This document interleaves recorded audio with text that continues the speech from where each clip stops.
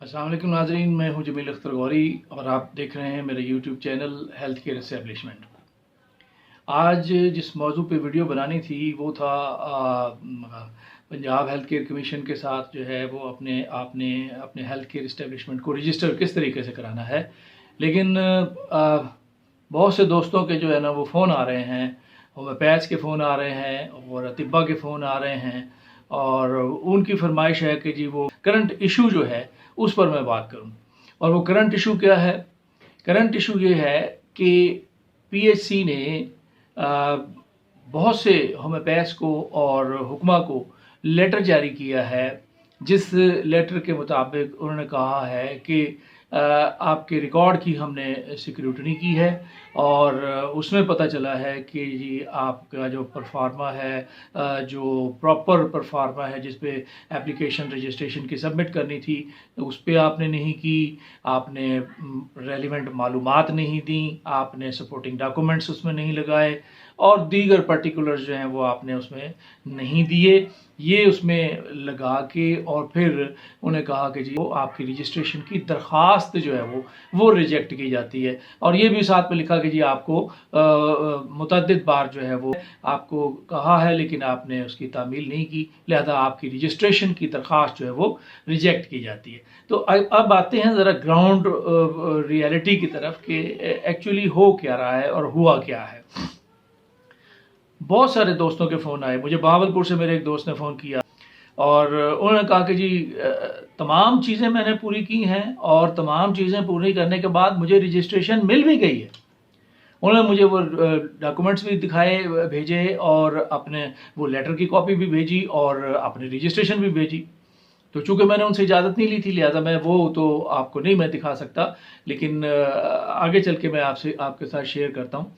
तो जब उन्होंने कहा कि जी ये शुरुआत की बात है, जब उन्होंने कहा कि जी इस तरह से मुझे लेटर आया है और उन्होंने कहा कि जी आपकी रजिस्ट्रेशन की दरख्वास्त जो है वो रिजेक्ट की जाती है, जबकि रजिस्ट्रेशन आ गई है हमें और काफ़ी अर्सा हो गया। तो मैंने कहा कि हो सकता है ये गलतफहमी की बुनियाद पे हो गया हो। मैंने कहा आप कमीशन से पता करें। उन्होंने कमीशन से पता किया और कमीशन ने कहा कि जी हो सकता है कि ये गलतफहमी की बुनियाद पे लेटर जो है वो जारी हो गया हो। तो मैंने कहा कि जी आप उसको मुझे कापी भेजें। जब वो कापी आई तो मैंने वो पढ़ के बिल्कुल क्योंकि एप्लीकेशन रजिस्ट्रेशन की जो है वो रिजेक्ट की हुई थी और रजिस्ट्रेशन जारी की हुई है।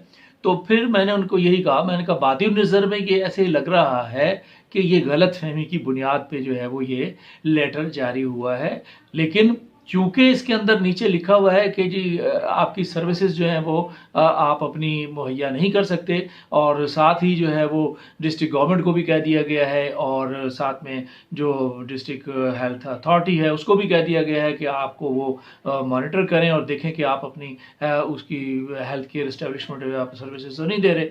तो ये मैंने कहा कि चूंकि ये लिखा हुआ है लिहाजा एक बार फिर आप जो है कमीशन से रब्ता करें और उनसे कहें कि जी ये सूरत हाल है। उसके बाद मुझे एक और फ़ोन आ गया, एक ख़ातून थी, उन्होंने कहा कि जी मुझे अरसा हो गया, रजिस्ट्रेशन मुझे मिली हुई है और काफ़ी अरसा हो गया और लेकिन ये लेटर आ गया कि जी ये आप प्रैक्टिस नहीं कर सकते और ये रजिस्ट्रेशन की दरख्वास्त जो है वो मंसूख कर दी है। मैंने कहा तो आपको क्या वजह है, कोई चीज़ है जो आपकी शॉर्ट हुई हो? उन्होंने कहा जी मेरी रजिस्ट्रेशन जो कौंसिल की रजिस्ट्रेशन है वो अब एक्सपायर हो गई है। तो शायद उन्होंने इस बेस पे जो है वो किया हो, लेकिन लेटर में जो है वो कहीं भी कोई चीज़ जो है वो उन्होंने मेंशन नहीं की कि आपकी एक जनरल लेटर जो है वो पूरे हुक्मा को भी वही लेटर लिख दिया है और तमाम होम्योपैथ्स को भी वही लेटर लिख दिया है कि जी आपकी रजिस्ट्रेशन की जो दरख्वास्त थी वो आपकी रिजेक्ट की जाती है। मैं आपके सामने वो फिर मेरे एक दोस्त जो है गोजरा से थे, उनके एक दोस्त का दवाखाना था तो उनका भी मुझे आ गया, उन्होंने भी मुझे भेजा कि जी ये देखें ये लेटर आ गया है, जबकि हमें तो रजिस्ट्रेशन जारी कर दी है कमीशन ने। इसी तरह से बहुत सारे लोगों के फ़ोन आए हैं कि रजिस्ट्रेशन कमीशन ने जारी की हुई है और क्या लेटर ये रहा है कि आपकी रजिस्ट्रेशन की दरख्वास्त मंसूख कर दी गई है। चूँकि मैंने इनसे इजाज़त ले ली थी कि मैं आपका ये लेटर जो है वो मैं जो है वो शेयर कर सकूं, तो उन्होंने मुझे इजाज़त दी थी, तो मैं वो आपके सामने उनका लेटर जो है वो मैं शेयर करने लगा हूँ। ये देखें कि इसमें लिखा क्या हुआ है। सबसे पहले हम देख लेते हैं कि लेटर में लिखा हुआ क्या है। ऊपर उन्होंने उसका लिखा हुआ है, एड्रेस लिखा हुआ है, और मैं वो पहला पैरा पढ़ देता हूँ। उसमें लिखा है जी, perusal of record maintained at the Punjab health care commission, the commission depicts that your application for registration as healthcare service provider of the above healthcare establishment HCE was found not to have been submitted in the prescribed form। यानी वो ये अब कह रहे हैं कि हमने मुताला किया इसका अपना रिकॉर्ड जो है वो उसकी सिक्योरिटी की, तो पता ये चला कि जो आपकी दरख्वास्त है वो जो प्रिस्क्राइब्ड फॉर्म है उस पर नहीं है, और form as it lacked requisite information, और जो मुताल्लिका इंफॉर्मेशन है वो उसमें मतलूबा इंफॉर्मेशन है जो वो उसमें मौजूद नहीं है। फिर लिखा है कि जी सपोर्टिंग डॉक्यूमेंट्स, यानी जो सपोर्टिंग दस्तावेजात हैं वो नहीं है, एंड और या other particulars which are mandatory for the decision of the said application, या और particulars जो थे जो इसके लिए दरख्वास्त के फैसले के लिए ज़रूरी थे वो उसमें आपने नहीं लगाए। आगे लिखता है ये लेटर के जी, further despite repeated reminders you fail to submit the aforementioned documents, कि जी इसके बावजूद कि आपको बार बार जो है वो राब्ता किया गया लेकिन आप फेल हो गए रिक्विजिट डॉक्यूमेंट्स जो है वो पेश करने में। अब रिक्विजिट डॉक्यूमेंट्स क्या हैं वो ये सारे बता दिए हैं, मतलब कोई एक शॉर्ट होगा ना, कोई एक वो नहीं बताया।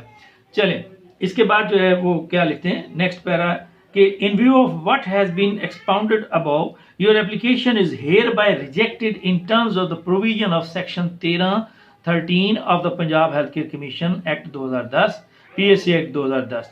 Read with Regulations 7 and 8 of the Punjab Healthcare Commission Licensing Regulations 2020 Licensing Regulations। You are further directed to stop provision of healthcare services at your HCE with immediate effect।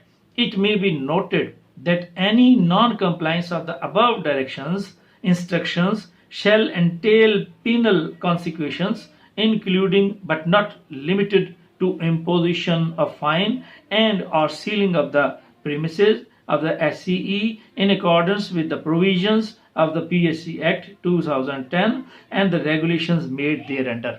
अब इन्होंने ये उसको साथ में कह दिया है कि जनाब आपको हम सेक्शन 13 के तहत और उसकी जो रेगुलेशंस हैं, जो लाइसेंसिंग रेगुलेशन उसकी जो क्लास 7 और 8 है उसके तहत आपकी दरख्वास्त जो है वो हम रिजेक्ट कर रहे हैं, और आप इसके बाद अब प्रैक्टिस नहीं कर सकते।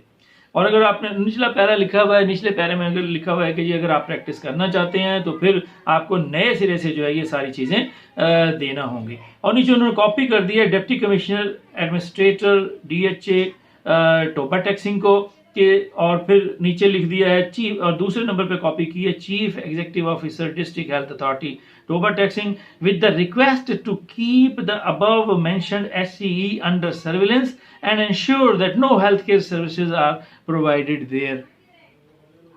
thereat। तो ये वो लेटर है जो कह रहा है कि जनाब ये चीज़ें आपने नहीं दी, आपने इस सेक्शन की जो है वो खिलाफ वर्जी की, और आपने आपकी रजिस्ट्रेशन जो है उसकी एप्लीकेशन हम जो है वो खारिज करते हैं। जबकि आगे आ जाए, मैं ये उनकी रजिस्ट्रेशन भी दिखा देता हूँ आपको कि ये उनकी रजिस्ट्रेशन है। ये देखें, ये वो दवाखाना जिसकी रजिस्ट्रेशन जारी हुई है। तो अब क्या कहें, ये जनवरी 2022 में इनकी रजिस्ट्रेशन जारी हुई है, और रजिस्ट्रेशन जारी करने के बाद जो है वो उनकी एप्लीकेशन जो है वो खारिज की जा रही है। तो बेशुमार इसी तरह की लेटर्स जो हैं वो मौजूद हैं, और जिनमें तमाम डॉक्यूमेंट्स दिए हुए हैं, और उसके बाद जो है वो ये एक जनरल लेटर जो है वो लिख दिया गया। तो अगर मैं माज़रत के साथ, और बड़े मोहतरम सीनियर लोग जो हैं वो मेरे कलीग्स वहाँ पे जो है वो मौजूद हैं पीएससी में, मैं इंतहाई एहतराम के साथ जो है वो ये गुजारिश कर रहा हूँ कि ये सेक्शन जो है, जिस सेक्शन के तहत आप उसको वो कर रहे हैं, तो अगर वो कर रहे हैं तो रजिस्ट्रेशन क्यों जारी किया आपने, पहले उसको रजिस्ट्रेशन जारी किया अगर कागजात कम थे। देखिए सेक्शन 13 जो है, सेक्शन 13 देख लेते हैं कि सेक्शन 13 जो है वो क्या कहता है।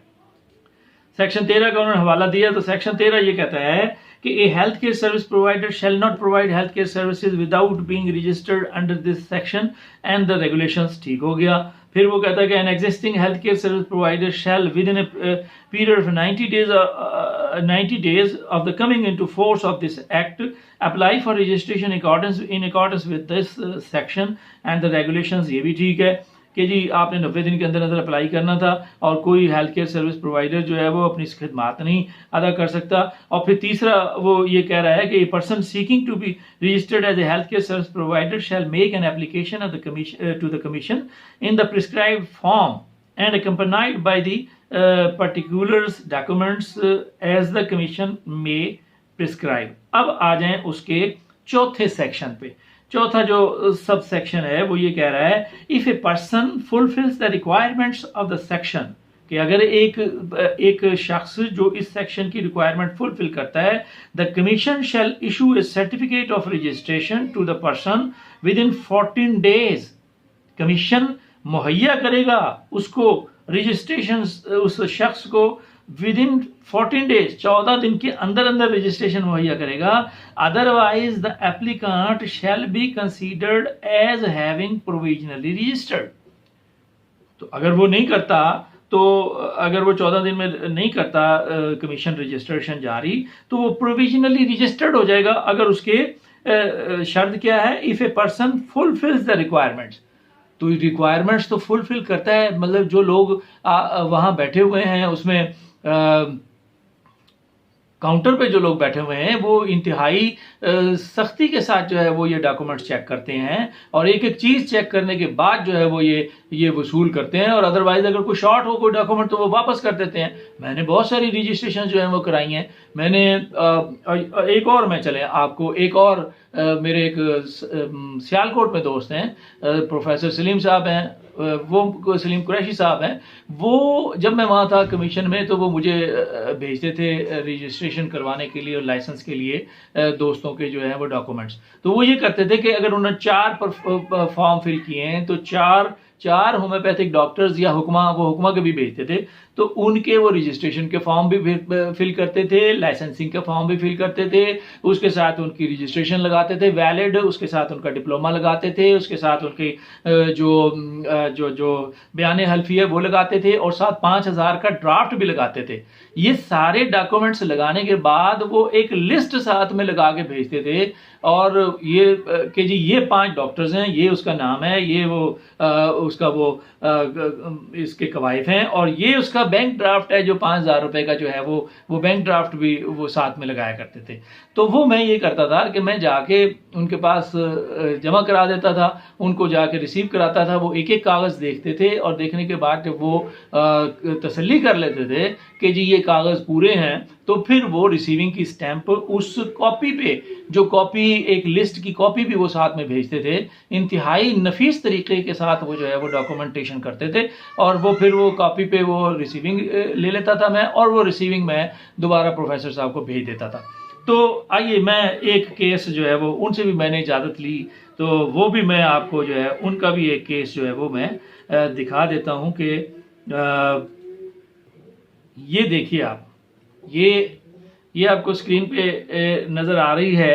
ये लिस्ट है वो उन्होंने बना के भेजी थी। ये होम्योपैथिक डॉक्टर हैं, हुसैन अशरफ साहब होम्योपैथिक डॉक्टर हैं। उन्होंने उसका लिस्ट के अंदर NCH रजिस्ट्रेशन नंबर भी लिखा हुआ है, फिर उन्होंने नेशनल आइडेंटिटी कार्ड उनका लिखा हुआ है, फिर उन्होंने name of health care establishment लिखा हुआ है, यशफीन होम्योपैथिक क्लिनिक है, फिर उन्होंने उस हेल्थ केयर इस्टेब्लिशमेंट का एड्रेस लिखा हुआ है, और आखिर में उन्होंने लिखा हुआ है कि जनाब जो प्रोविजनल लाइसेंस की फ़ीस है उसके लिए जो उन्होंने जो चेक भेजा है या जो वो पैसे भेजे हैं, वो चेक का नंबर और वो सारा 5,000 रुपये का वो भेजा हुआ है। ये मैंने और लिस्ट के ऊपर जो है वो ये लिस्ट मैंने उनको जमा कराई, उसको फॉर्म जमा कराए, और ये रिसीविंग आप देख लें कि ये 2/8/2018 की रिसीविंग है। 2018 को ये रिसीव उन्होंने किया पीएससी ने, और उसके बाद आप ये देखें कि 2022 में इनको भी यही लेटर चला गया। ये सामने अब उनका लेटर मौजूद है, इनसे भी मैंने इजाज़त ले ली थी। तो ये लेटर देख लें कि ये भी सेम लेटर है, और उसमें भी कहा गया है कि जी आपके कागजात पूरे नहीं है, लिहाजा आपकी दरख्वास्त जो है ना वो खारिज की जाती है एप्लीकेशन की। अब ये तो मैंने अपने हाथ से जमा कराए थे, और कई दफ़ा ऐसे होता रहा है कि जी कागज़ जो है वो मिसप्लेस हो जाते थे। तो ये इस तरह से नहीं करना चाहिए। ये जो लेटर है इसने कम्युनिटी में जो है वो बहुत पैनिक जो है वो क्रिएट किया है, अब हाम पैदा किया हुआ है, कंफ्यूज हो गए हैं लोग। क्या करें, वो उन्हें ये समझ नहीं आ रहा कि हमारा जुर्म क्या है, हमारा फॉल्ट क्या है। मतलब ऊपर आपने वो सारे 4-5 चीज़ें गिनवा दी कि जी ये भी आपका नहीं है, ये भी नहीं है, ये भी नहीं है। अब वो कहता है कि मैंने सारी चीज़ें जमा कराई हैं। तो अगर ऐसा है भी कि कोई चीज़ उसकी मिसिंग थी, तो वो आपको पर्टिकुलरली उस लेटर में मेंशन करना चाहिए था। हर एक को इंडिविजुअल लेटर लिखना चाहिए था। देखें, अगर मैं पंजाब गवर्नमेंट से रिटायर हुआ हूँ, पंजाब गवर्नमेंट में अगर मुझे ये लेटर जो है वो जारी करना पड़ता, तो ये लेटर कुछ इस तरह से होता कि सबसे पहले तो फिर रेफरेंस देता, मैं हवाला देता कि reference this office letter number फला फला डेटेड फला। पहले ऑफिस के लेटर नंबर जो पहला लिखा, फिर सब्सिक्वेंट रिमाइंडर नंबर फला डेटेड फला, फिर another subsequent reminder number 2 dated फला नंबर फला, ये लिख के और फिर नीचे लिखता कि जनाब आपकी फला चीज़ कम है, वो आपने नहीं भेजी, और अगर आप आइंदा नहीं भेजेंगे तो फिर आइंदा कानून के मुताबिक आपके खिलाफ कार्रवाई होगी, या हम आपकी जो है वो रजिस्ट्रेशन जो है वो मनसूख करेंगे।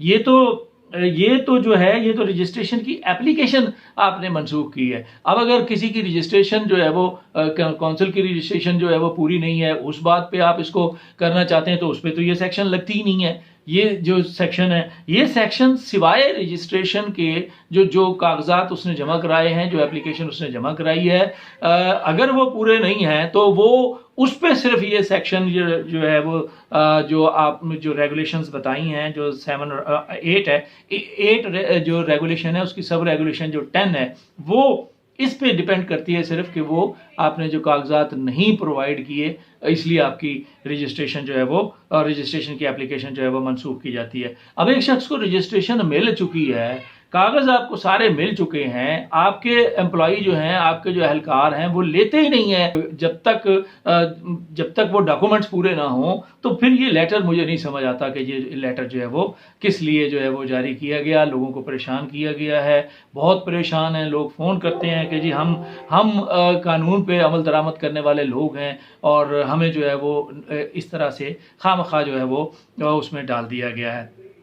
तो अगर कोई चीज़ आपको वो नहीं दे रहे कोई चीज़, तो ये सेक्शन तो नहीं ना लगती। फिर ये चीज़, फिर आप उसकी रजिस्ट्रेशन की एप्लीकेशन तो नहीं ना खारिज करेंगे जबकि आप रजिस्ट्रेशन जारी कर चुके हैं। अब अगर वो फॉलो नहीं कर रहा या वो नहीं कर रहा, तो फिर आपने उसकी रजिस्ट्रेशन मनसूख करनी है ना, वो उसके लिए तो ये सेक्शन नहीं है। तो उसके लिए प्रॉपर सेक्शन जो है वो और है, और फिर वो करके आपको करनी चाहिए थी। लेकिन मेरी आपसे गुजारिश है कि ये इसको एक मर्तबा जो है वो रिव्यू करें। मेरी जो अरबाब इख्तियार हैं पीएससी के, उनसे गुजारिश है कि इस लेटर को जो है वो रिव्यू करें, और जो लोग भी आपके पास आ जाते हैं इसको लेके और पूछने के लिए कि जी हमारा फॉल्ट क्या है हमें बता दें, तो कम से कम उसको कंसीडर करें, बजाय इसके कि आपने जो ये कहा कि जनाब आप दोबारा से सारी फीस वगैरह जमा कराएं, तो वो 12,000 रुपये उसे जमा कराने पड़ेंगे।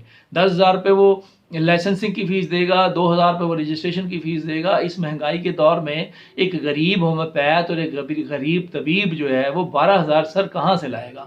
तो काइंडली इसको जो थोड़ा जो कंसीडर करें। और ये वो लोग हैं कि जब कमीशन जो है उसकी इब्तिदा थी और कमीशन को सख्त मुज़ाहमत का सामना था, और जो दूसरी कम्युनिटी है वो लिफ्ट नहीं करा रही थी, तो ये कानून पसंद लोग हैं जिन्होंने कमीशन का साथ दिया, कमीशन का हाथ पकड़ा और कमीशन को उठकर खड़ा होने में मदद की। तो काइंडली इनकी मदद कीजिए, इनको हेल्प कीजिए और इन्हें रिकंसीडर कीजिए। जो लोग आ जाते हैं उनका ये परफॉर्मा, उनकी जो चीज़ शॉर्ट है वो उनको बता दीजिए और उनसे ये ले लीजिए।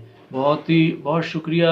अगर आप इसको कंसीडर कर लेंगे तो ये जो इतनी जो कानून पे अमल दरामद करने वाली कम्युनिटी है, जिसने उस वक्त लब्बैक कहा जिस वक्त कमीशन को बहुत ही सख्त मज़ाहमत का सामना था। बहुत शुक्रिया जी।